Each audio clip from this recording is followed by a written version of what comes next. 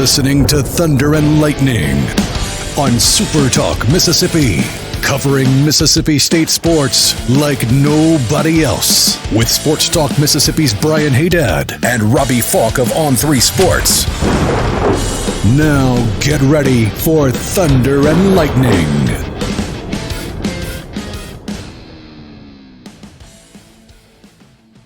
This is Thunder and Lightning here on Super Talk Mississippi. Brian Hadad and Robbie Faulk here with you on a Friday morning. Hope you had a happy Thanksgiving. Thanks for joining us here at supertalk.fm or wherever it is that you get podcasts from. We appreciate you guys out there, our great listeners, especially our servicemen and women out there taking care of us. I want to thank our sponsors over at Strange Brew Coffee House and Churn and Spoon Ice Cream.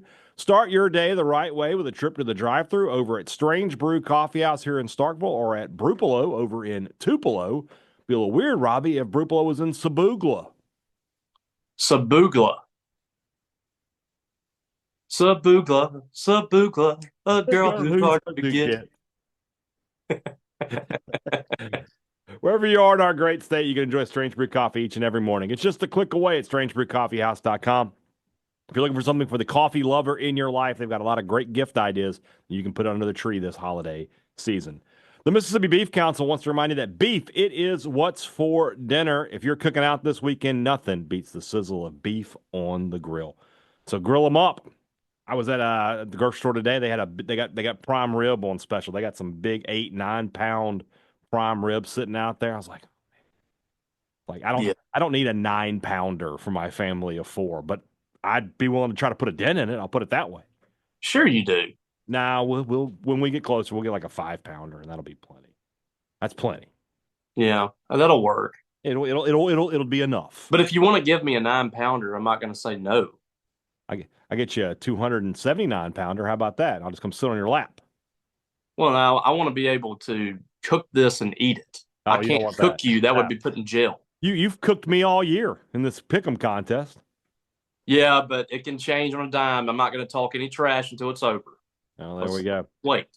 All right. So if you're cooking out this weekend, make it beef. Beef, it's what's for dinner. Thanks to our friends at the Mississippi Beef Council.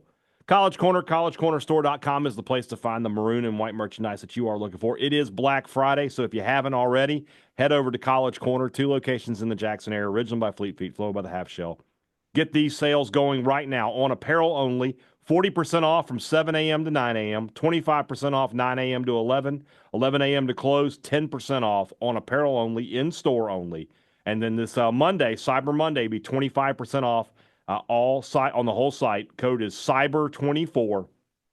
I just saw a hoodie they're about to put up. I'll be tweeting it at some point Wednesday, Thursday, so you'll have already seen it hopefully. But I think it's going to be a popular one. Let's just say that it's got that logo that you and I like on it. I'll put it that way. Oh, yes. So we'll check that out.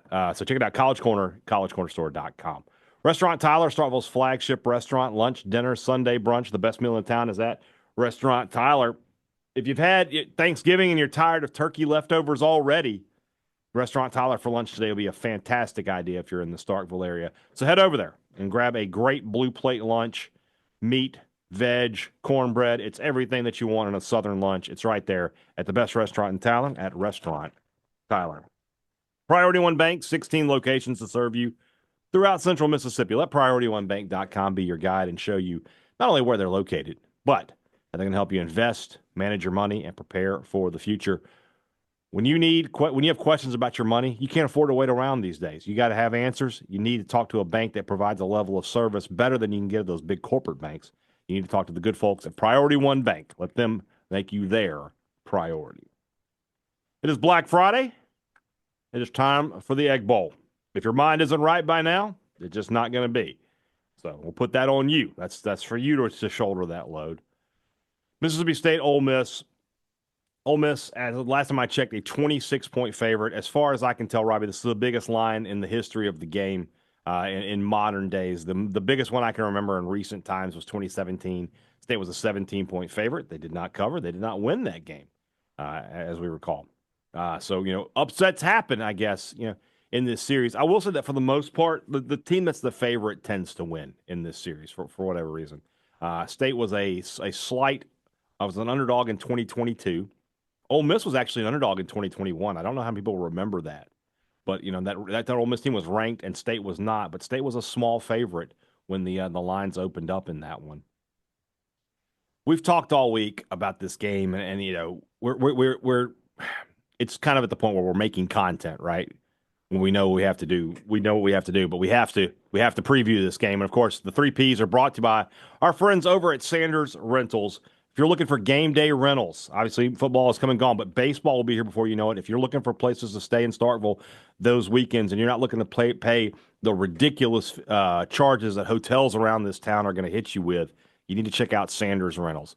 Call our friend Will Sanders at 662-769-1412 and let him know what dates you're interested in. He will find a cottage for you that's convenient to campus, plenty of amenities, and a cost that's going to make your wallet a lot happier. Again, 662-769-1412. That's Sanders Rentals for your game day rentals this baseball season. This is the conclusion I've come to. And you and I, what are you laughing at? I was just laughing at your cousin's post and in the thread about the State Excellence Fund. He said that the donation came from Dr. Daniel Boyd. Daniel Boyd and Brad Freeman put that together. Oh, boy. I don't know what's going on with that whole thing. But I'm you just had Daniel Boyd on the show. Well, it was an older interview, but I'll put it this way. I texted him Monday to try to get somebody else's number. This is a funny story. I'll just tell the story. I'm going to out the player who didn't text me back, but so be it. It's fine. I texted Daniel, and I was like, hey, you wouldn't happen to have Michael Davis's number, would you? He's like, I don't, but I can text the head of the highway patrol and get it for you. I was like, yeah, would you mind doing that? And he's just like, sure. Literally 3 minutes later, here you go. It's like, that's a man with some pull. And you never got Michael Davis? I didn't get Michael. I texted Michael. I would have loved to have talked to him. One of my favorite Bulldogs of all time. But yeah, what a beast. Jeez. Unbelievable football player for MSU. So I'm sad I missed out on that. If Michael, if you're listening, or if someone knows Michael, get him in touch with us. We'll have him on the show, some other time, maybe this summer or definitely next year. I'd love to get up with Michael Davis. Great player for the Bulldogs. I've come to this conclusion on we talk about how do you finding a weakness and whatever it is. Ole Miss's weakness is they cannot run the football. It's just that simple. They have not run the football on anybody. Now, they haven't played Mississippi State's rush defense, and that's fine. I think you got to make Ole Miss try and run the football. I think you got to stack the box, bring pressure, and make it as difficult for Jackson Dart as you possibly can. And if Ole Miss runs the ball for 300-plus yards, well, then God bless them. Then that they did it for the first time this year. But I would not let Jackson Dart beat me. I'm going to be exaggerating with the blitzes. I'm going to be bringing 6 and 7 literally every play. That's the game plan for me in this game. That's how I would attack Ole Miss. What do you think? I just don't think there's anything that they could do to attack Ole Miss. We're trying to be nice here. Come on. I'm being realistic. Yeah, you are. You are. I don't think they can stop the run or blitz or cover.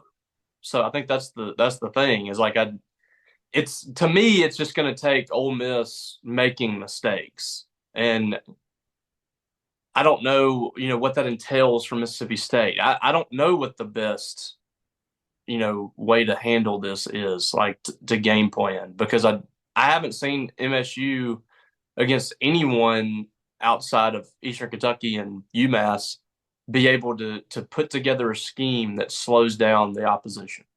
And we've seen this the last 3 or 4 years, 3 years, I guess. I thought Zach Garnett and Matt Brock, they had a game plan for Ole Miss. They limited what they did offensively. Mm-hmm. Even in 2020, after the early part of that ball game, Matt Corral and company, they were able to have some success. I thought State, especially in the second half, they played pretty good defense. 2021, I thought they were limiting Ole Miss offensively, and that was a really, really good Ole Miss offense. That game was what? At the half, I think it was 13-6 or something like that. It was close. Yeah. And you had 2 drop touchdowns by Tulu Griffin in that ball game. And one by Woody Marks. Yeah. And then you have – by the way, bring that up, Robbie. On 3 consecutive plaplays. It's not like that happened across the game. It was 3 consecutive plays. That was like the air came out of the stadium. But, 2022, you held Quinshon Judkins, who was rushing for over 100 yards against everyone. You held him completely in check. in 2022. And then last year, they scored 17 points against a Mississippi State team that had 5 wins. State held them to 3 points, I believe, at halftime, if I'm not mistaken. They had 2 touchdowns in the second half that put that game away, but they scored 17 points. So Mississippi State has had a game plan to beat Ole Miss and Lane Kiffin for 4 years. Unfortunately, the guy who conceived that game plan now Is wears now red in and blue. booth. He's in the booth with Pete Golding. So, singing "Hello Darkness, My Old Friend" every single game while he sits. God, in the when booth. you see him, he looks so miserable. It's so funny. He's a Bulldog at heart. I really think that he's hurting right now. I could be wrong, but it feels that way. But yeah, I mean, I just don't see what Mississippi State can come up with here that's drastically going to be able to limit what Ole Miss does on offense. To me, this feels like an Arkansas type game for Ole Miss. They scored 63 points. I don't know if they're going to score that, but in that game, they were virtually unstoppable. Arkansas could not get off the field. Mm. That's just what this feels like. Unless they are turning the football over, it's just going to be really hard for State to cover their receivers. I even think they're going to have success running the football in this game. It's just hard to imagine. I'm open to being wrong. I mean, I agree with you on the surface because State hasn't stopped anybody all year. But State hasn't tried this either, I don't think. I mean, I'm talking about a complete sellout here that if you don't get to him, he's going to have open receivers. Kind of the Joe Lee Dunn method. We're just going to blitz, and whatever happens. That's the way I would go. Offensively, it's kind of a similar situation, right? You feel like you have to change the game plan up in some ways because it's going to be difficult to protect Van Buren against this Ole Miss defensive line with your offensive line. McCollum Pounders, whoever they put over there, Umami Ellen or Ivy, is going to have an advantage there for Mississippi State. I think the run game is going to be huge for the Bulldogs. They're going to have to be able to run the football. Ole Miss is really good at stopping the run. And, of course, they're able to what makes Ole Miss's defense so effective is the fact that they can stop the run and they can get pressure on the quarterback without blitzing very much. They just don't blitz a lot. They rush 4 for the most part, sometimes 5, and when that 5 comes, it's usually Sunter and Perkins, who has become one of the top pass rushers in the conference. It just seems like State's offense is going to have some big plays where the times where the line holds up and Van Buren can get into the pocket, that he's able to hit plays way down the field and try to break them up over the top. That feels like I don't think State can sustain drives against this Ole Miss defense. I think that they're going to have to rely on the big play. Yeah, 100%. The issue that you have here is that Ole Miss does not do a whole lot of design blitz. It's a team that's winning up front with just their dudes up front. I mean, you got Princely, you got Walter Nolan, you got Jared Ivey, J.J. Pegues, and then at linebacker, you're bringing some pressure with Sunter and Perkins. And then everybody else just kind of, does their thing. I mean, they haven't had to disguise blitzes or draw anything up. They're just going out there and winning. They went and got players that can win against the offensive lineman they're going up against. And it's very difficult to block a guy like Princely who's going to be, quite possibly the top pass rusher taken in the draft. Walter Nolan's probably going to be your top defensive tackle in the draft. J.J. Pegues is a draft pick. Jared Ivey's a draft pick. Mm-hmm. They just have all 4 of those guys will hear their names called. No question. Yeah. There's not a whole lot of coaching that has to be done with these guys. Pete Golding is just telling them to go get the quarterback. Mm-hmm. And they're winning the line of scrimmage to defeat the run too. So that's the problem that you have is you can't there's not going to be a lot of opportunities to just kind of screen them to death or draw them to death and kind of run past them because you still have your linebackers and defensive backs. And they have a very good linebacker in Chris Paul, not the one from the NBA, but they have some very physical defensive backs that are winning battles back there. And they're winning a lot of battles because the defensive line is putting so much pressure on the quarterback. They're making mistakes. And that's what they're going to try to do to Michael Van Buren. They will pressure him all game. They're going to try to get to him and pin their ears back all game long. And State's had trouble blocking. And that's kind of that's the issue that you have here is he going to have enough time to get the ball down the field, and are those receivers going to be open down the field? Because like I said, there's not going to be a whole lot of guys that are going to be on an island and in trouble, like safety on Kevin Coleman or something like that. I mean, they're going to have some help back there too. Mm-hmm. So that's the issue. I mean, you've got to get past that first line of defense when you're running the football. They've got to break it into the secondary, pick up 5-6 yards, routinely running the football. They're going to have to run the football. They're going to have to do what Florida did. And they're going to have to, get the ball out quickly. And that's the challenge here. I mean, to me, I think the offense has as big of a issue ahead of it as the defense, because Ole Miss has made mistakes on the offensive side of the ball. The defense is elite. It's one of the best in the country. To me, this is 2018 Mississippi State. They're a little better version of they're Mississippi State with, I love Nick Fitzgerald, but they're a better version of at quarterback, basically. Yeah. Yeah, for sure. And they don't have the running backs that 18 team. They don't say that Aris Williams and Kylan Hill. They had two really good running backs there. Yeah. So, yeah, I mean, that's why I'm all about, make those running backs, and who knows who those running backs are going to be.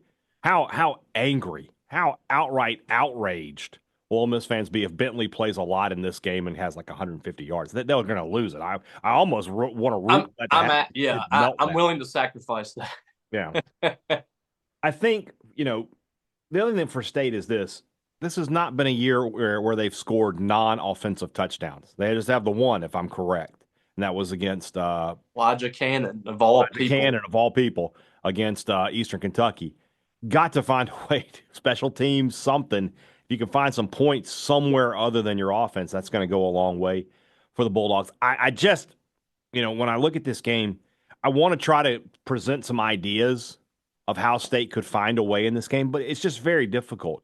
Lebby said on Monday this is the most talented roster that he's faced this year, and he's faced Texas and Georgia and Texas A&M and Tennessee, and I think that he's correct. I mean, they've got NFL talent at a lot of positions.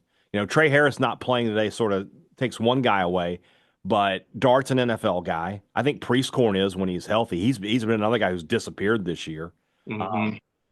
And they just haven't used him, I don't think. It's kind of the same thing with Bentley. They and then defensively, Nolan's made himself a ton of money this year. I mean, he's probably a top 10 pick at this point. He's had a fantastic season. Umami Ellen is probably close to a first rounder, and then Ivy and Pegues are probably second or third round guys. I mean, and then Perkins, when he gets to go next year, will probably. I mean, he could easily be a first rounder. Chris Paul has been a really good. He's a Butkus Award finalist. He's been fantastic for them this year. They're just loaded on defense, and that's weird to say about Ole Miss. When's the last time they were loaded on defense? But that's where they are. 2013. Yeah, I was like 2014. That's really good. But I mean, that team, you could sort of narrow it down to like they had Kim Diche, and he drew so much attention that it freed everybody else up. That's not the case here. You've got 5 or 6 guys that are really good. That's why you mentioned the 2018 State team. It was the same way. Simmons was a huge thing, but you had Sweat and you had Jonathan Abram. Those are both first rounders. Errol Thompson was a great linebacker. You had Gary Green played in the NFL. Braxton Hoyette had a cup of coffee in the NFL. Cameron Dantzler's on that team. I mean, you just had a lot of guys. So the best investment that they made with this team is not Trey Harris or Juice Wells or whatever. It's the defensive line. Yeah, 100%. That's why they're in the position they're in right now. The defensive line, they went and got J.J. Pegues out of the portal a couple years ago. They got Walter Nolan out of the portal. They got Princely out of the portal. He's Jared Eisen on this point. At this point, he's been there 3 years. Every guy is a portal guy. Yeah. And this is what we've been screaming all year. Mississippi State's issues on defense are 100% derived from the defensive line. Mm-hmm. This secondary, I promise you, if they had Ole Miss's defensive line or the 2018 State defensive line, a lot better. Everybody would be talking about how great the secondary's played. The reason the secondary looks as bad as it does on paper, and if you look at the PFF rankings and all that stuff, it looks bad because this defensive line's getting no pressure on the quarterback. If you don't have the line of scrimmage on the defensive side of the ball, you don't have a great defense. You cannot win without a defensive line that's able to get pressure that's able to stop the run. And that's Mississippi State's problem. To me, the most important money you can spend this offseason for Mississippi State is going out and getting and convincing elite level defensive linemen, or at least a step down from that. Guys that can come in here and get pressure on the quarterback, an edge rusher that can get to the quarterback, a nose tackle that can cave in the middle of an offensive line and allow that pressure to happen. That is where it's going to happen for Mississippi State. If they got $11 million now from just 2 donations, and that's not counting all the other donations that's not being announced, go spend $1 million on a defensive lineman. People don't want to hear that, but you have to go do it. It's kind of like, you think about baseball, like you didn't know at the time, right? But getting a guy like Kyle Steven last year for baseball solved a lot of your issues because you had a Friday night guy. You could just put him out there, 7 innings, you were good, right? Every Friday. The same thing is true when you have a couple of defensive linemen. Literally everything is easier when you can do that. And so, I have to imagine that's State's focus. We're not going to have a podcast, obviously, on Saturday. We'll be back Sunday afternoon sometime. But it feels like Saturday is where the season, like the 2025 season, really gets underway. It really gets started that Saturday when we're talking about potential staff changes, and then you're going to start,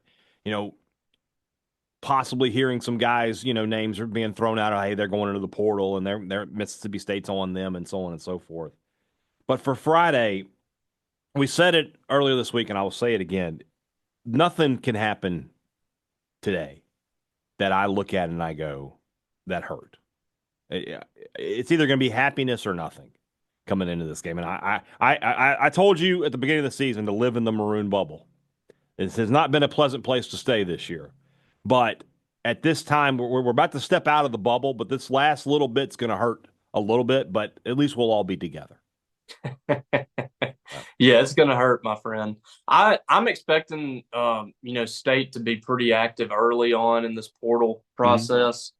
I think you'll have some names pop in pretty early for State. It's going to be wild, man. There's going to be a lot of guys coming and going to go along with the signing class that you have. And this this team's going to look a lot different next year. I don't know if that's going to be good or bad, but you're going to see a lot of new faces. This staff is intent on turning this roster over, and it needs to happen. They need to get rid of some guys, and they need to bring in some new faces, but it needs to be the right faces. It needs to be the right kind of players coming in here. And it's not going to be easy to just turn this thing from 2-10 to 8-4 next year. Like that. That shouldn't be your expectations, but can you climb out of this hole and get this team to 5 or 6 wins and be presentable next year? That's kind of what you're looking to do with this transfer portal process. To be honest with you, I think if State's going to go from 2 wins to 8 wins, it's more about the players you currently have. It's more about Van Buren taking a big step forward next year. It's more about Kevin Coleman and Mario Craver both coming back and being a part of this and taking a step forward again next year. It's about a guy like Seydou Traore finally, stepping up and being that's where, especially Van Buren, that's where if this team's going to make a big jump, the players you bring in are going to be part of the jump to get you back into a bowl game. And getting 4 more wins would be huge. But to get to another 2 wins, the guys you have on the roster currently have to step up as well. And so especially at the quarterback position. You got to be a little bit better there than you've been this year. So we'll see if that's the case for Mississippi State. All right, let's move into our predictions, our Playmakers and predictions. That's brought to you by our good friends over at Pip Printing and Signs. Reliable service for every business need. The holiday is nothing better than getting a Christmas card. What if you could get a Christmas card that has, your favorite business on it and has some great specials and some great coupons and some great, messaging about that business? That's what businesses want to be able to send you during the holiday season. And if they don't have the right printer in place, then what they're going to send you is not going to have the impact they want. That's why if you own a business, you need to talk to Cam Baker at Pip Printing and Signs. Reliable service for every business need means exactly that. When you are talking to him, you are going to get a plan put in place to help market your business that's going to bring customers in and keep them coming in. So give Cam Baker a call. Tell him you heard about him on Thunder and Lightning at 601-499-5216. When you need printing, call Pip today. Two Brothers Smoked Meats in the heart of the Cotton District is the place to find the smoked Southern soul food that you are looking for. And I know that you are looking for it. They'll be back up and running next week, and they're taking off for the Thanksgiving holidays. But when they return, let's make it a point to go visit them soon, Robbie. We need to make that happen. We need to go eat at Two Brothers. All right. I agree. I'm glad that we agree. So we're gonna go do that soon, and you should as well. Also, go check out the older brother. I think I don't know how many of you have missed out on that this football season. If you haven't been to Starkville, or if you just haven't had a chance to get in there, it is such a great new restaurant. I'm so happy it's in Starkville. Fancy sandwiches. I mean, I make the little joke about fancy sandwiches. The food there is really, really good, and it's great atmosphere, great people in there, and it kills me. They're always busy when I go in, but the service is always quick. So that's a good thing for me. Two Brother Smoked Meats, the older brother, right there in the Cotton District. Great products, great service. Every business likes to promise it to you. They deliver it to you at Advantage Business Systems. That's what they've been doing for 50 years. 50. When you need new technology at your business, so you need a new copier, a new printer, new computers, you need to call Advantage Business Systems, and then they'll take care of that. And best of all, they'll take care of you after the sale. If you have a problem, it's just a phone call, a 601 number. You're going to talk to the guy who you made the sale with. You're going to have a relationship with him. It's not a 1-800 number that puts you on hold for God knows how long. It's the holiday season. You can't be on hold. You got stuff to do. Call Advantage Business Systems at 601-362-9192, or you can visit them online, absms.com. Find out how Advantage Business Systems will help your business do business. Maroon & Co., this Black Friday, if you're in Starkville, that's the place to go and find the great Mississippi State merchandise that you can't find anywhere else. They have got a fantastic selection. They have stuff that it's just not available anywhere else. And so if you haven't found it already, it's right at Maroon & Co. Use our promo code Thunder15 for 15% off all regular price items. Some exclusions will apply before you go to the Hump, before you go to Duty Noble, before you go anywhere. If you want to show off that you're a fan of Mississippi State, you need to go to Maroon & Co. Playmaker time, Robbie. Who do you have on the offensive side of the ball? It's going to have to be the offensive line for me. You're going to have to protect the whole line. The whole all five. Okay. I mean, maybe we can say right tackle, but who's going to be at right tackle? They were moving Albert Reese inside. I think Luke Work played there some the other day. Jimothy Lewis came in. I guess you might say right tackle because they're probably going to be tasked with trying to keep Princely away from. I'm not even going to try to say his last name. Umamiela. I'm just going to go entire offensive line. I think they are the key to Mississippi State's success on that side of the ball. Duh. But especially in this game, when you have a defensive line this dominant, they've got to be able to open up some holes to run the football, and they've got to be able to protect. It seems simple, but it's very difficult to do against this team. They've got to keep Michael Van Buren upright, allowed to throw the football down the field, and they've got to be able to move some guys around in the middle, and that's going to be very tough. Ethan Miner's got a tough task going up against Walter Nolan and J.J. Pegues. But this group has got to be able to do it for Mississippi State to have any success on the offensive side of the ball. All right. I've gone with this guy a couple weeks in a row. I'm going to do it again, Devon Booth. I just feel like State's going to need some big plays in the running game that he's been delivering these past few weeks. I felt I was disappointed, and part of it is the way the defense worked last week. Like State only had 11 plays in the second half, but I think 3 of them were long runs by Devon Booth. He had 12 carries for 124 yards. I need to see him around 20 carries in this one. Yeah, I'm almost at the point we were talking about defensively earlier. I said just put pressure on Dart, and if you leave guys open, you leave open. Hell, I'd rather, if their women's was going to score, I'd rather it be one play 70 yards than them hold the ball for 6 or 7 minutes and State not be able to get back out there and do something offensively. So Booth in this game, you mentioned the line; those are going to go hand in hand. But Booth in this game, if he's over 100 yards, that's a good first step to keeping State in the ball game. Daniels being around 50, 60 yards, also very helpful. But Devon Booth being my offensive playmakers. Last game of the season, we're gonna pick a defensive guy. You got to do it. Go. Don't say Isaac Smith. Oh. Go ahead. Talk it up. No, I mean, just for the sake of not saying Isaac Smith, I'll say Bryce Pollock. Who? Bryce Pollock. Okay. I did the in between there. Pollock. You tried to like find some. I did Pollock. Pollock. Pollock. Ah, Pollock. There it is. Polo. I'm gonna go Stone Bland, Mississippi guy. There was some back and forth with State and Ole Miss in his recruitment before he settled in South Carolina. Now he's back at State. I got to think he wants to have a big game. He's been underrated. He's been better this year than he had a rough start to the year. There's no getting around that, but he's been better the past few weeks. Now he's the second leading tackler in the conference, I believe. I know a lot of that's because he has a lot of opportunities, but he's making the tackles. So I'll go with Stone. Stone, double-digit tackles. Maybe he can get the dart a couple of times or at least wants to put some pressure on him and force a bad play. So we'll go with Stone Bland. Who's your X factor? My X factors. I don't know if this surprised you or not, but Mario Craver. That's exactly who I was going to say. Okay, well, dang it. Go ahead. So this is a kid that he's just recently suspended. He's had some ups and downs.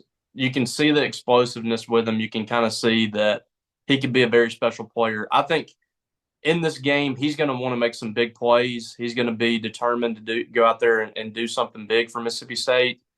I think he could have a big game for them down the field, making a big play on a screen, something of that nature. I think that he's a guy that could come through with some big plays in this one. Well, I said I think State needs big plays, right? And he is the big play guy on this. Coleman can make big plays, but he's a little bit more of a run after the catch kind of guy. He's not so much down the field. Craver is the guy that can get over the top. And so if Van Buren has time to find him, I think he can get open. Yeah, I'm going to agree with you 100% on that. I think that's the opportunity for State, Mario Craver. And agree, coming off of suspension, might want to make a statement there. So I like that. I like that pick. I'm going to tell you, for the first, I think, 7 or 8 years I did this podcast, I didn't really care what the records were. I just refused to pick Ole Miss. It was just a personal thing. I refused to pick them. The last 3 years now, 4 years. In 21, I picked State. I thought State could find a way. This will be my third year in a row to pick Ole Miss. I'll go first. I never do, but I'll just get it out of the way. I don't have any hope for today. I think that Ole Miss is going to be able to name the score. I think that Kiffin, knowing that everything else is he's not making the playoff, and this is all he's got to show his fan base, is going to try to make it as bad as he possibly can. And Coleman Hutzler and his guys will be powerless to stop him. I'm going to say 52 to 17 is the final score. Yeah, I'm kind of around that same mark too. I'm saying 45 to 13. Mm-hmm. I think they're going to be able to score, but they're going to make some mistakes in there too. Ole Miss, that is. Mm-hmm. And that prevents them from scoring a couple of times. But I think that their goal in this game is to win this 70-0 if they can. They're going to want to score as many points as possible because they're trying to pad their stats for the college football playoff too. And it's going to be very difficult for them to do that, but they still believe they can do that. So 45-13 is my final. I think State scores a touchdown late after kicking a couple of field goals. All right, we'll see what happens then.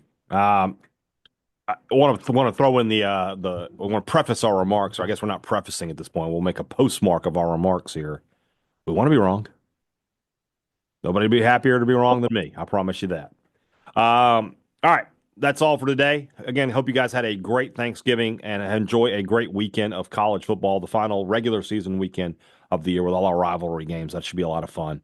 Back with you on Sunday afternoon. We'll recap all of this. Plus, we'll talk some MSU basketball. I guess we'll do that. May have to do that on Monday's pod. And a heads up for next week. Tuesday is the Connerly presentation down in Jackson. I'll be down there with Sports Talk Mississippi. That's going to be a day I have to leave early. So we're not going to have a Wednesday pod. We will move the rumblings to Thursday. So send us your rumblings on Tuesday evening or so, and we'll have them for Wednesday for the Thursday pod. I know that's a lot of days, but it is what it is. Have a good one, guys. Talk to you later. For Robbie Faulk, I'm Brian Hadad. Thanks for listening to Thunder and Lightning here on SuperTalk Mississippi.